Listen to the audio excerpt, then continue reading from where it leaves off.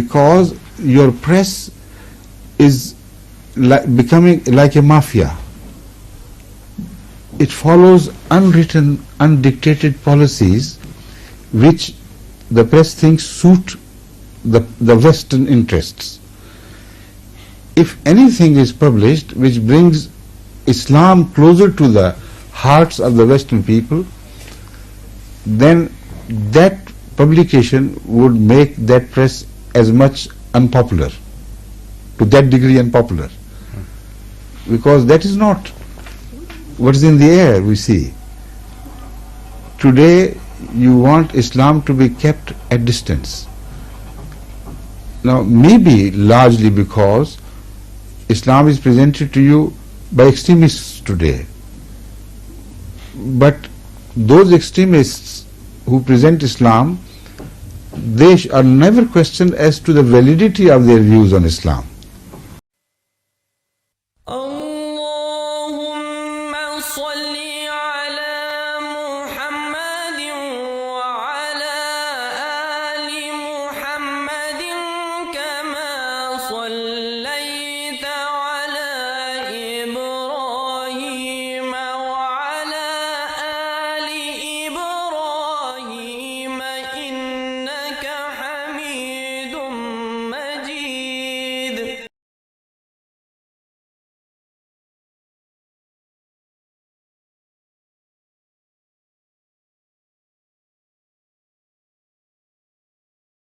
Almost the whole of the Western world was outraged at the pronouncement of the Edict of the Fatwa by Ayatollah Khomeini of Iran on the author Salman Rushdie after the publication of the Satanic Verses.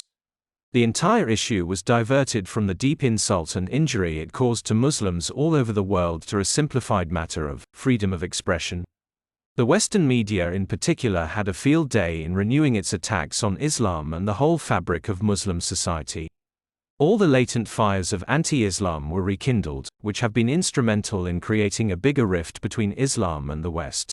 In the aftermath of the grave episode of the Rushdie affair, a lot of questions needed to be, and were, asked. Who was, or were, to blame for threatening the very real prospects of bringing the whole world together under the banner of peace? Does the right of freedom of expression give one the license to willfully injure the feelings of millions of fellow citizens? Is it permissible to deliberately cross the bounds of decency while hiding behind the guise of fiction? Was Salman Rushdie really a Muslim? What was his knowledge of Islam, and what indeed are his true feelings towards Islam, and how have they changed over the years? Was the Satanic Verses a religious controversy, or was it a political time bomb right from the start? Even after being forewarned that the Satanic Verses would become an item too hot to handle, how could a single man like Rushdie take on the whole of the Muslim world on his own and expect to get away with it? What was it that clouded his decision to go ahead with its publication regardless?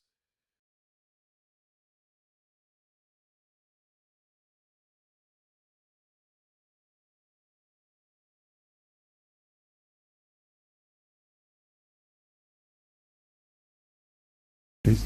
Yes, Hazrath, I'd like to ask you, if I may, a general question and a specific anything. question. Most welcome. Thank you.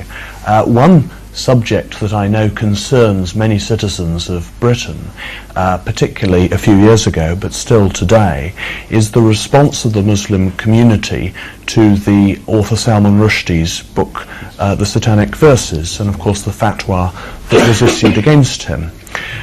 What I want to know in specific terms is, do you support the fatwa that was issued against Salman Rushdie? And in general terms, if you do, to what extent do you think that violence or the threat of violence is justified against those who offend against but I think religion? this question is only directed in one direction, while the other direction should also be contained in this question, as to the reaction of those who support Salman Rushdie's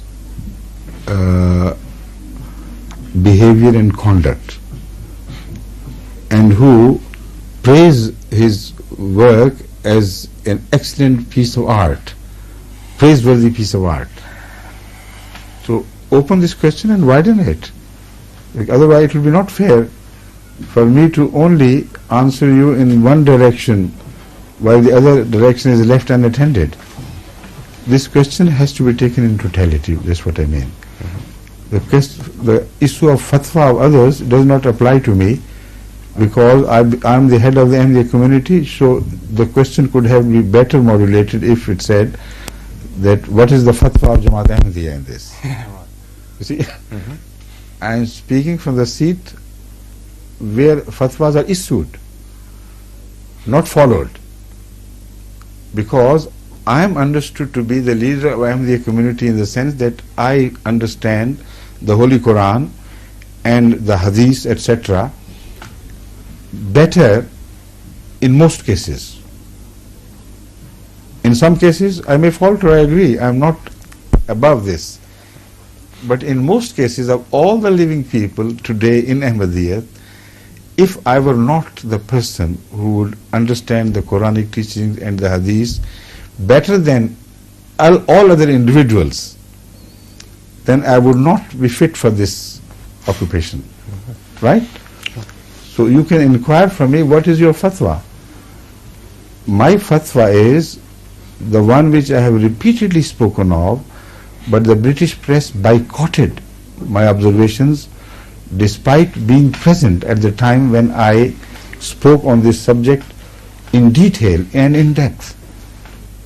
Immediately after the incident, I called a press conference which was heavily attended by the national press as well as by the local press from different parts of the country. And at the end of the conference, I told them, look here, we have spent 2 hours together, very pleasant atmosphere, everything, but today you are not going to publish anything of what I have said. Tomorrow, I mean. And some of them were genuinely amazed and some affectedly amazed. Why shouldn't we? I said, even if you should, your papers will not publish. Because you want to publish only that material which your people want from you. Excitement. Any answer which defends Islam and which presents the whole issue in a perspective where Islam appears to be a lovable religion will not be acceptable to you, because the people don't want such an answer. They want an answer which helps Khomeiniism to be highlighted. So if I had said whatever Khomeini had said, you will publish the flashing headlines. The head of the Ahmadiyya community fully supports this, and every paper will cover. But because I have rejected his fatwa, and because I have explained according to with reference to the Holy Quran that no man has a right to punish anybody for any blasphemy, you are not going to publish it, and it was not published. The next day, as if no conference had taken place, because your press is becoming like a mafia. It follows unwritten, undictated policies which the press thinks suit the Western interests. If anything is published which brings Islam closer to the hearts of the Western people, then that publication would make that press as much unpopular, to that degree unpopular, because that is not what is in the air we see. Today you want Islam to be kept at distance. Now maybe largely because Islam is presented to you by extremists today, but those extremists who present Islam, they are never questioned as to the validity of their views on Islam, while this is the issue which should have to be brought to the focus of attention. Because it's a long answer, and I know all of you are extremely very intelligent people and educated, you will understand the points which are relevant and which are central to the issue. All discussions on Rushdie or other such things should focus upon the teachings of the Holy Quran and their correct interpretation. That should be debatable. Khomeini has a right to interpret the Quran and the Hadith in his own way, so have I. But it should have been publicly discussed with reference to the teachings, not with reference to the disposition of certain leaders, not with reference to the political dictates of the Muslim country, but with reference to the religious dictates of Islam itself. So that is where they have gone remiss everywhere. No questions were raised in this direction. Oh, all right, Mr. Khomeini, come on, bring your arguments based on the Holy Quran. And then any sensible person who has any knowledge of the Quran could have rebutted those arguments and stilled his voice. That was not done.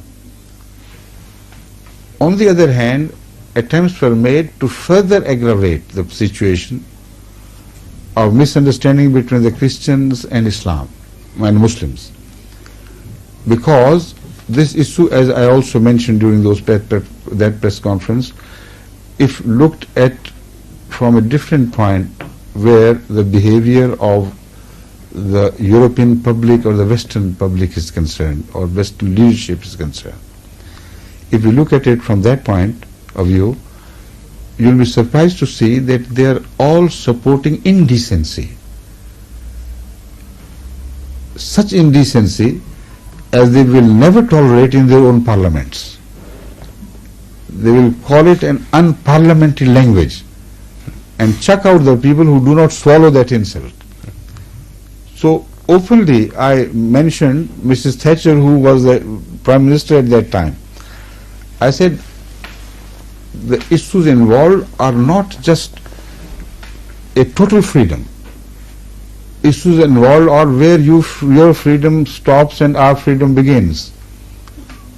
Issues are drawing a line between the spheres of freedom of people.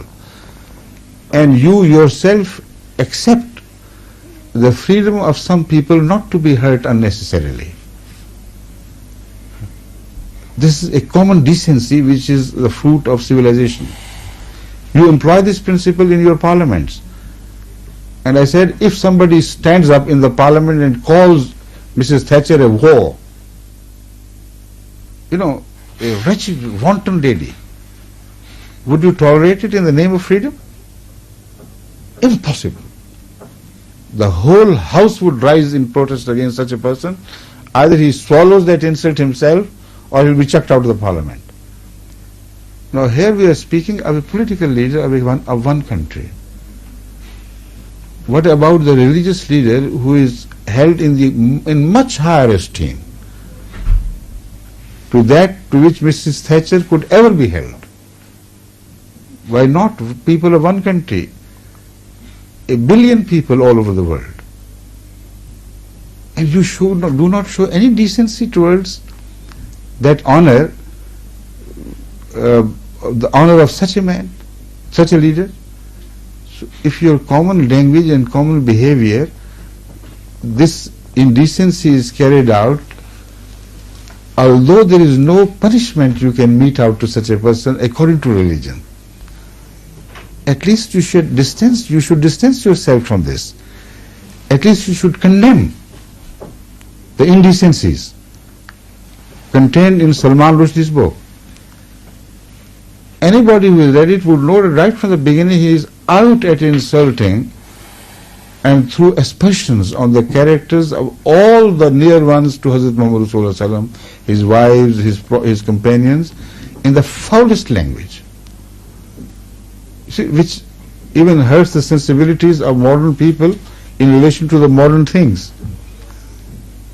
And to abuse somebody who is dead, and abuse a generation who are dead, who are held in such high esteem of holiness by 1/5 of the total population of the world, and for you to praise him and to award him when you support him, what does it indicate? It's reflective of your own internal distortions. So there should have been voices raised in condemnation. If that had been done, the reaction of the Muslim world would be completely different. They would have begun to respect you. They would have started coming closer to you. and it would be they who would condemn Salman Rushdie. No, Khomeini. What's this nonsense? The decent people of the world have already punished this man.